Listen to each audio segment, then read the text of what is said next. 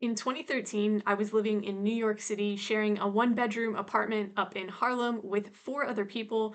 I was working for the AmeriCorps as a rowing coach, making an annual stipend of about $12,000, and I was supplementing that by working as a janitor on the weekends, cleaning the boathouse. It took me about 10 years to get to the point of running a seven-figure online business, and today I'm going to tell you the story of how that happened, along with 7 specific things I did to get me to where I'm at today. My goal is for you to be able to walk away with specific actionable steps that you can take to reach your goals with your own app and business. Now make sure you stick around until the end, because the reality is, while this process, this path, took a lot of work, it wasn't really all that complicated. And whatever it is you are setting out to do with your app and business, it's definitely achievable. Hey, it's Kristen over at Coaching No Code Apps. We help non-technical entrepreneurs build custom apps so they can launch their app-based businesses or grow their existing businesses all without coding. And if that's what you're doing, then subscribe for new videos to help you every single week. I was raised with the mindset that you should always seek out stability when you're looking for work. Find a job with good benefits, and even if it doesn't pay that much, if you stick with it for long enough, then you'll be okay. So the very first thing I did to put myself on the path toward running a business was to really just take the leap. At the time, I was getting really interested in online business. I was following a lot of blogs and content creators and seeing how they were making money. And I started following Pat Flynn and the Smart Passive Income, and it kind of opened up my eyes to a whole different world that I had just never even thought about before. I'd never considered the idea of making money doing something online. It was so vastly different from going into a physical gym studio every day and helping people, get into shape. And so, as I discovered more about this world and realized that, like anything else, it's just a skill set that you have to learn and something that you have to work at, I took the leap and decided to build something of my own. So it was about 2 years after sharing that one-bedroom apartment up in Harlem where I really started digging into what it took to create something online. And at the time, that something didn't really have a definition. I mean, I was learning about affiliate marketing, drop shipping, coaching and consulting, freelance writing. I mean, you name it, there were so many options out there. And so I realized that I needed to pick a path and figure out something where I could at least generate $1 online. If I could make $1 working online, then I could make more. And so the second thing I did on this path was to pretty much just become an absolute sponge. So I started picking apart what it would take to build some sort of business online. And it's really pretty simple. You need an audience of some sort, people who will listen to you and who know who you are. You need to be able to sell them something, which really just means help them achieve something. And you need to be able to do that again and again and again in better and better ways. And so I started learning about how to create an audience or generate leads, really whatever you want to call it. It's pretty much just creating content and putting it out into the world. And I found what I was good at initially. And at the time, it was a lot of writing. I found that I really enjoyed copywriting, creating content, creating sales pages, everything related to copywriting.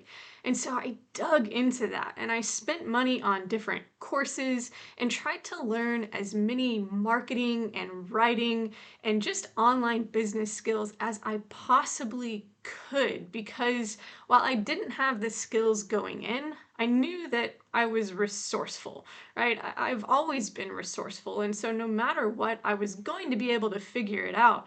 But it's always better if you can to invest in figuring that out, because it's going to be the fastest way to achieve what you're wanting to, than to sort of trial and error and piece things together as you go.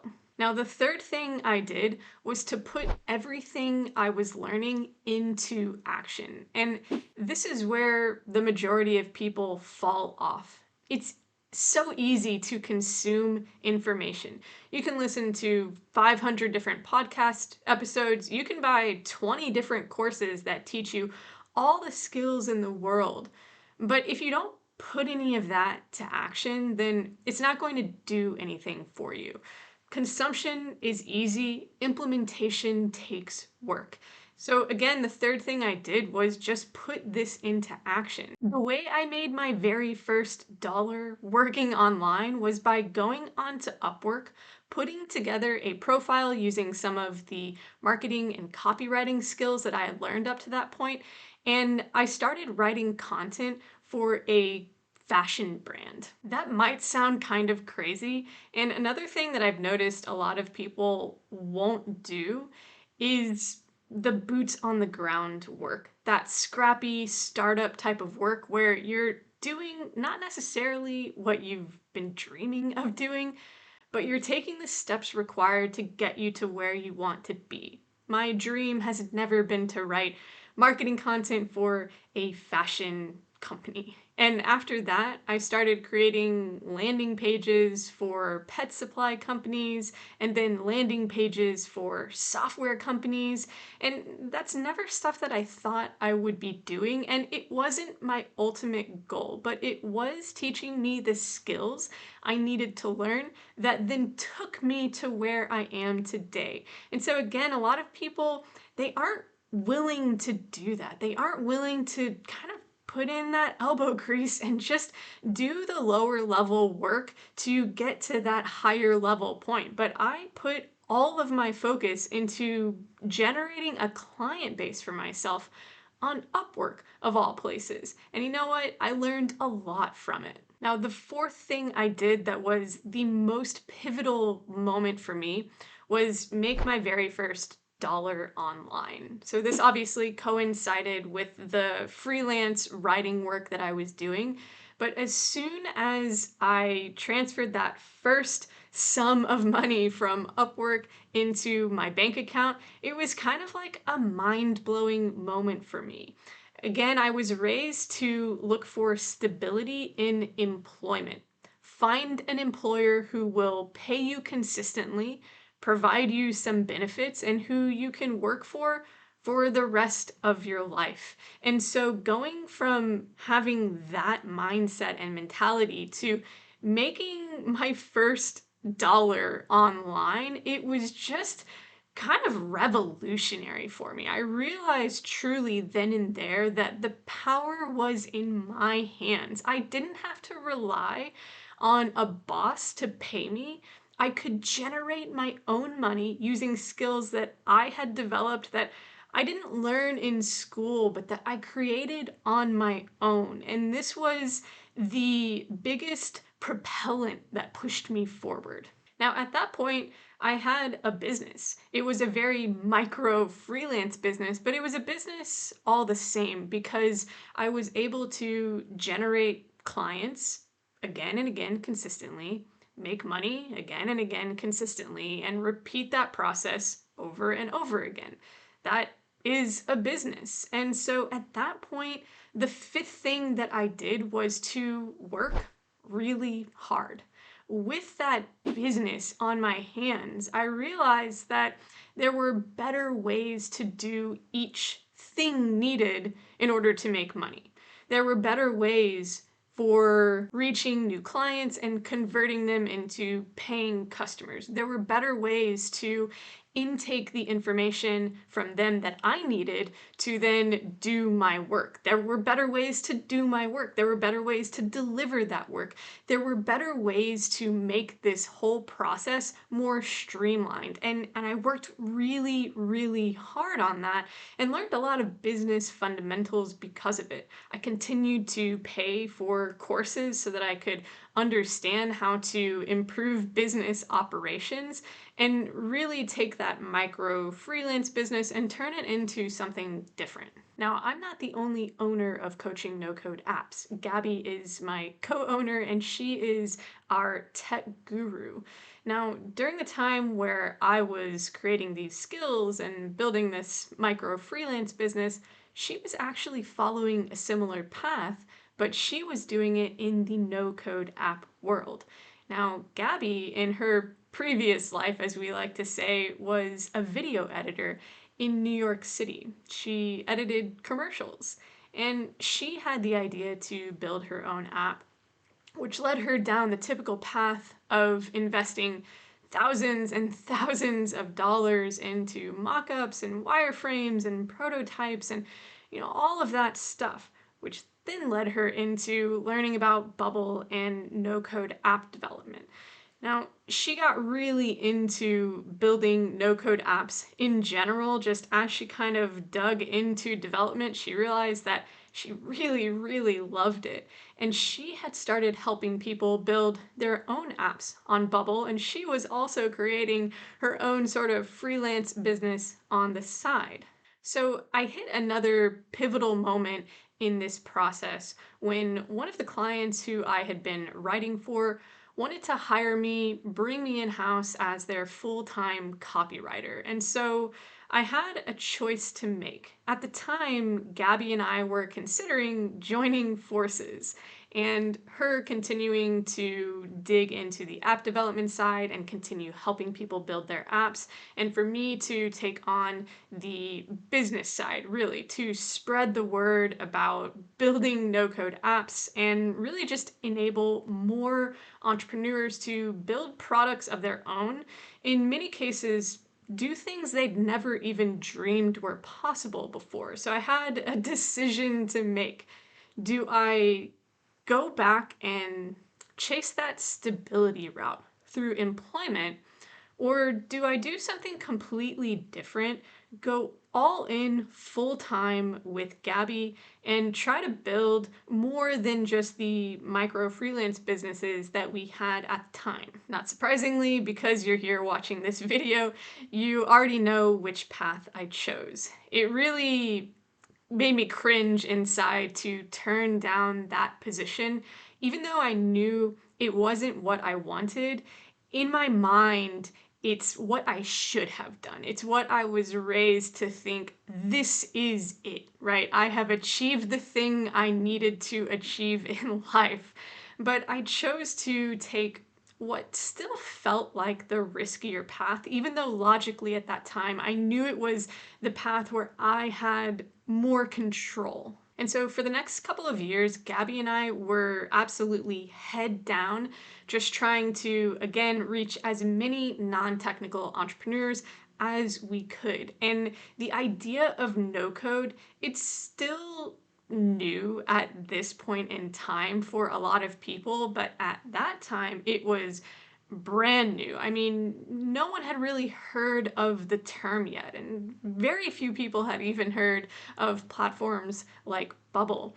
And so we were not only doing a lot of work helping people build their apps and building our own business, but also figuring out how to talk about no code to people and how to help non-technical entrepreneurs realize that they could build tools and platforms that could make just massive differences for their customers or target markets or even their own businesses. And so while Gabby continued to take on hourly clients, we started to establish more of a business with more optimized operations. We started to grow our email list and this YouTube channel and really just our presence so that, again, we could continue helping to educate people. Now, I was pretty much obsessed with business and entrepreneurship at this time. Every single day I would go out for a run or go to the gym and I would listen to another hour-long podcast on building a business or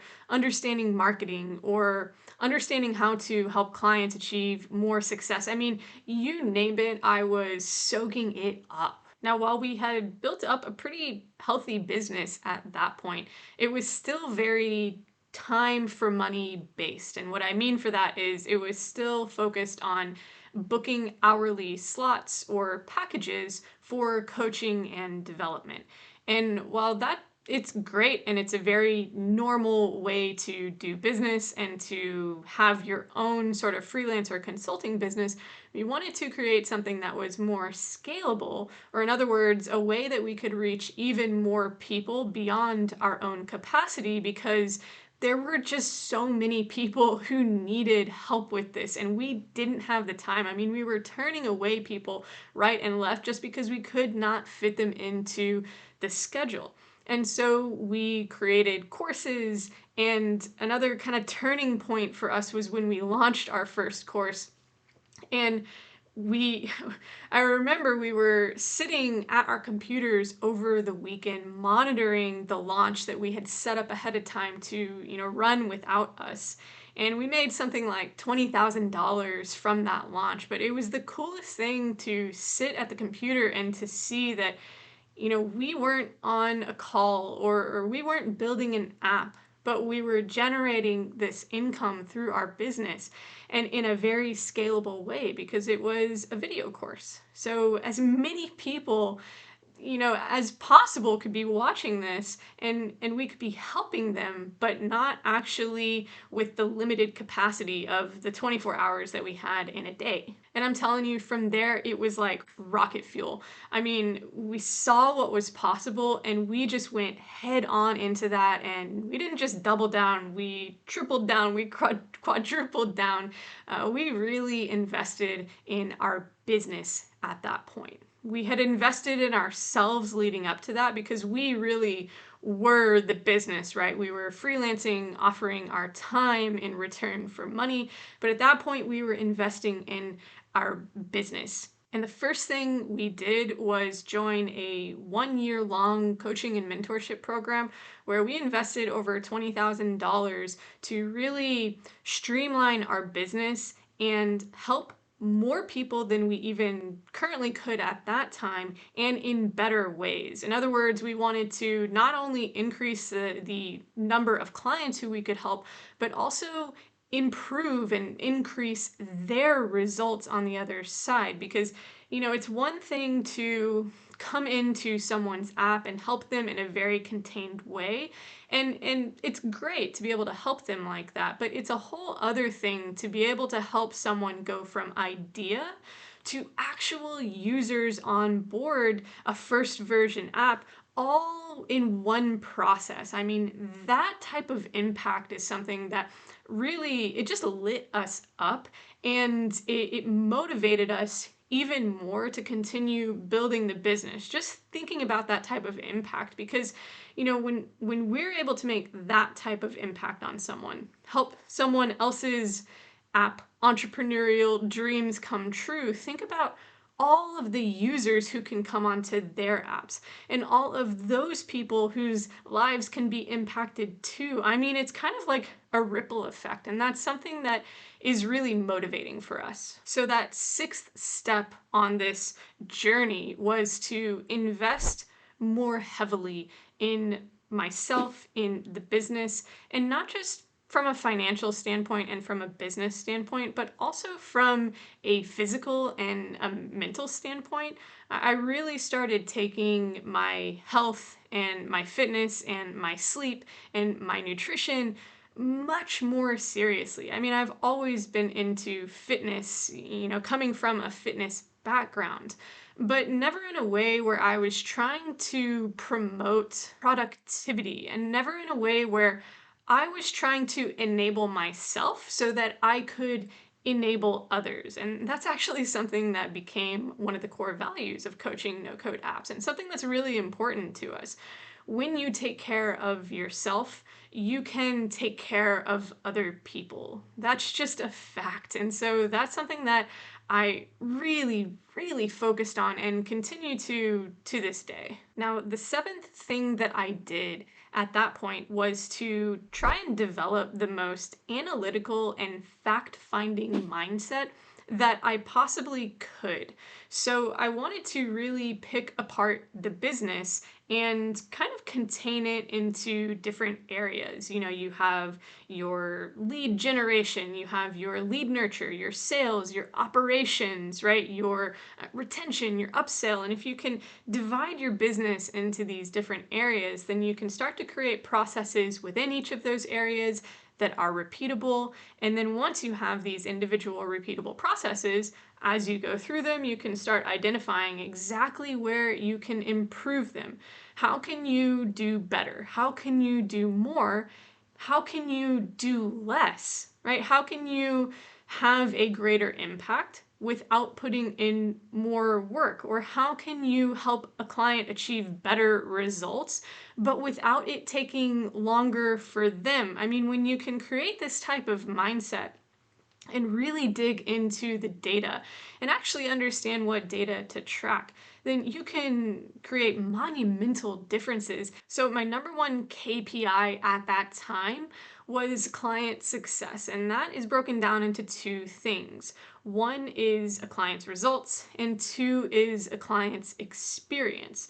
So, my goal, or our goal as a company, was to continually improve, which requires measuring client success, but while also improving all of our operations internally. And by improving, I mean either lowering costs required or lowering time spent. But again, while improving client success, so client results or client experience. It's not an easy thing to do because if you have client success as your non negotiable, you're not willing to cut anything related to that. But you're trying to optimize all the areas of your business. How do you do that, right? It does require that analytical mindset. It also requires creativity. And if you have your app-based business already, or if you will in the future, this is something that you should be thinking about as well. Your users' success should always be top of mind. And that is going to be broken down into results and experience. But you're also going to want to constantly, continuously optimize your business. And we did this to the point where we created consistently healthy profit margins, continually improving client success, and constantly optimizing and improving internal operations. So we were able to create this operation, this machine really, that produced repeatable results, but without constantly increasing inputs. And that is the definition of scale.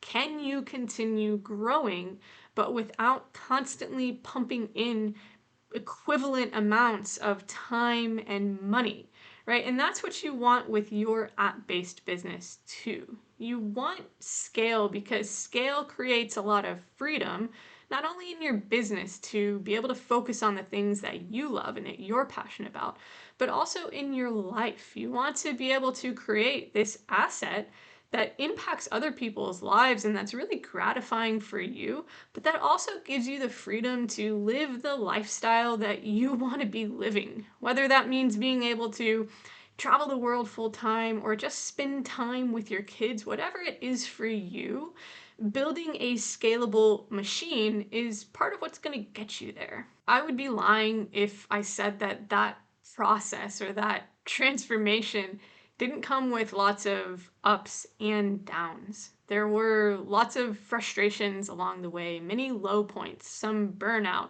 even some tears. And that's really just part of it. It's never going to be easy. It's always going to take hard work. But it also doesn't have to be complicated. If you think back to the 7 different things I just talked through that led to where I am and to where the business is today, it really just isn't all that complicated. I mean, it could even be considered common sense if you just sit down and learn a little bit about entrepreneurship. The key is when those low points happen, and again, they always will, you have to keep pushing through. You have to keep going. You can't let that deter you. And the only way to do that is to understand what you're working toward on a big picture scale. So you can't just be looking at the next month's revenue or your next paycheck. You have to be looking much larger than that or working towards something much larger than that.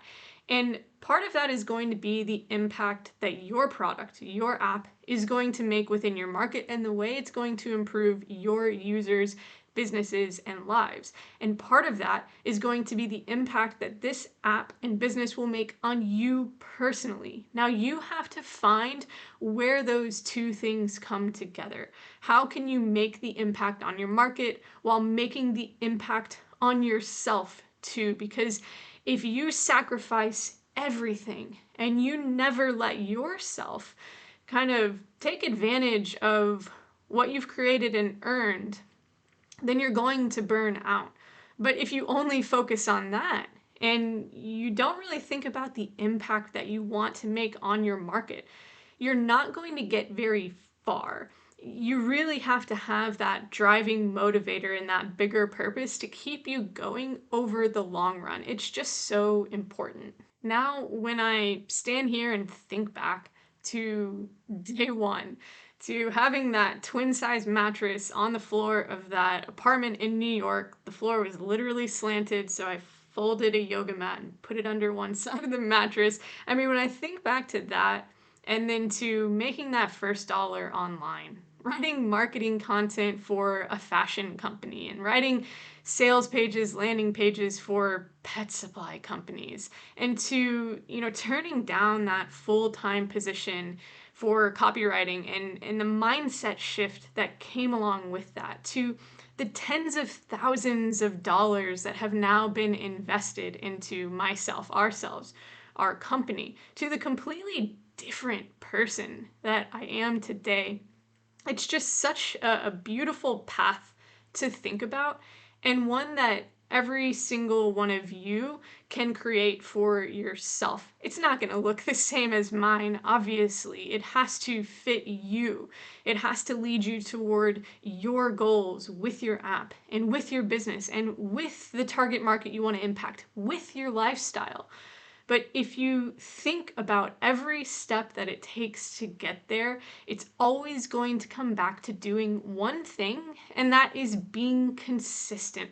So take time to think right now about what your big picture vision for yourself and your product is.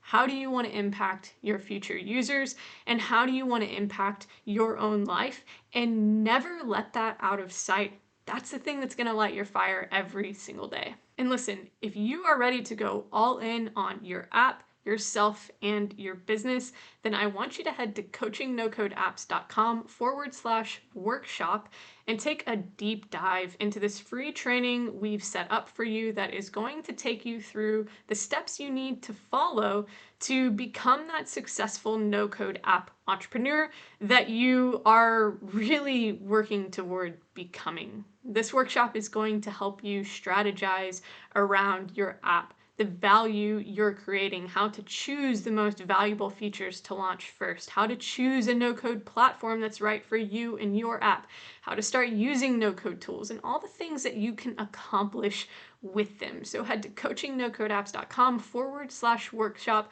to join in on that and start taking the next steps toward your dream too.